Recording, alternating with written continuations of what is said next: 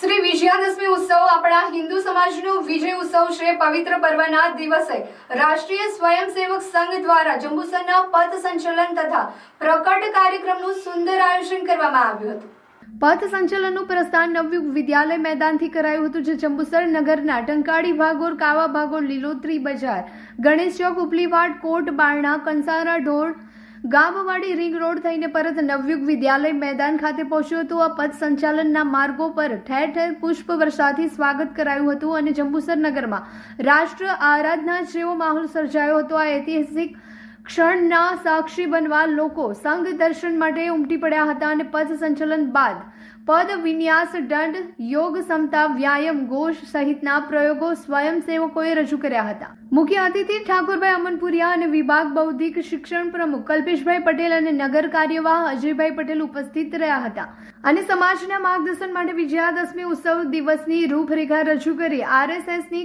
કાર્યશૈલીની સવિસ્તાર માહિતી આપી। 1925માં ડોક્ટર કેશવરામ બલિરામે નાગપુરમાં આરએસએસની શરૂઆત કરી હતી, જે આજે ઘટાદાર વટવૃક્ષ બની ગયું છે। દરેક ક્ષેત્રમાં જન જન સુધી આરએસએસનું કાર્ય પહોંચ્યું છે। સંઘની પ્રગતિમાં રાષ્ટ્રભાવના અગત્યની છે અને દેશને સમૃદ્ધ અને મજબૂત બનાવવાનું લક્ષ્ય છે અને વિશ્વ મંચ પર ભારત ઉભરી આવ્યું છે અને કહીને સંઘની યાત્રાનો ચિતાર આપ્યો હતો કે મારું પરિવાર સમરસ પરિવાર તે અંગે દ્રષ્ટાંત સાથે સમજાવ્યું। આ સહિત જળ સંરક્ષણ, પર્યાવરણની જાળવણી કરવા અને પ્લાસ્ટિક મુક્ત ભારત બનાવવા દરેક નાગરિકોને સંકલ્પ લેવાની અપીલ કરવામાં આવી હતી। આ પ્રસંગે જંબુસર અગ્રણીઓ, આગેવાનો, ગ્રામજનો અને ઐતિહાસિક ક્ષણના સાક્ષી બન્યા હતા। શ્રી વિજયાદશમી ઉત્સવના દિવસે જ પરમ પૂજ્ય ડૉક્ટર કેશવ બલિરામ હેડગેવારજીએ 27 સપ્ટેમ્બર 1925ના દિવસે રાષ્ટ્રીય સ્વયંસેવક સંઘની શરૂઆત કરી હતી, જેને આ વિજયાદશમીના દિવસે 100 વર્ષ સમાપ્ત થાય છે અને 101મા વર્ષમાં પ્રવેશ કરે છે। રાષ્ટ્રીય સ્વયંસેવક સંઘ એના શતાબ્દી વર્ષની ઉજવણી આ શતાબ્દી વર્ષ દરમિયાન 7 કાર્યક્રમો દ્વારા કરવા જઈ રહ્યો છે। એમાંનો પ્રથમ કાર્યક્રમ એટલે શ્રી વિજયાદશમી ઉત્સવ। શ્રી વિજયાદશમી ઉત્સવથી એના શ્રી ગણેશ શરૂ થયા છે। આગામી ડિસેમ્બર મહિનામાં રાષ્ટ્રીય સ્વયંસેવક સંઘ દ્વારા ઘર ઘર સંપર્ક અભિયાન પણ હાથમાં લેવાવાનું છે। ફેબ્રુઆરી મહિનામાં દરેક મંડળ વસ્તી સ્થાન પર એક હિન્દુ સંમેલનો દ્વારા એક પુનઃ ભારતના સમાજમાં રાષ્ટ્ર ચેતના જાગૃત કરવાના પ્રયાસના ભાગરૂપે આગામી મહત્ત્વના બીજા આ 2 કાર્યક્રમો છે।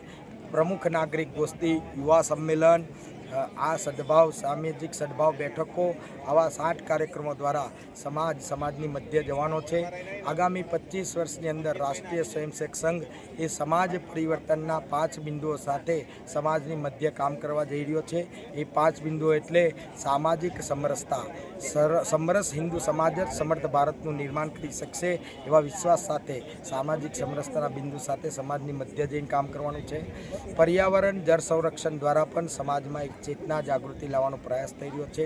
નાગરિક શિષ્ટાચાર, કુટુંબ પ્રબોધન અને સ્વ આધારિત જીવન પદ્ધતિ, આવા જે 5 બિંદુ સમાજ પરિવર્તનના છે, એ સમાજ પરિવર્તનના 5 બિંદુ સાથે આગામી 25 વર્ષમાં સંઘ કામ કરી અને સંપૂર્ણ ભારત વર્ષના હિન્દુ સમાજને આ ભૂમિકામાં લાવી અને એક સક્ષમ ભારત નિર્માણ કરી અને વિશ્વ શાંતિના માર્ગ પર અગ્રેસર બનવા માટે પ્રયાસરત થવાનો છે।